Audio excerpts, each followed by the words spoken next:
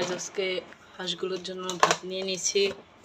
এখন এই ভাতের সাথে আমরা এখানে এভাবে কিছু ধান আছে, এই ধানগুলো আমরা সেটা দিয়ে দিব। এই যে ধান দিয়ে ভালোভাবে এটাকে মেখে নিব আমরা। গাইস দেখেন হাঁসগুলোর জন্য ভাত মাখা কমপ্লিট। এটার সাথে আমরা এখন একটু পানি মিক্স করব।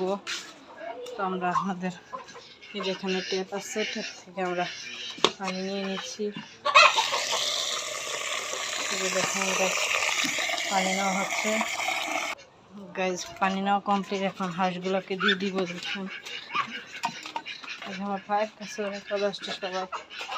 এই দেখুন বড় হাঁসগুলা, চিন হাঁসগুলোকে খাবার দিব। দেখুন এখানে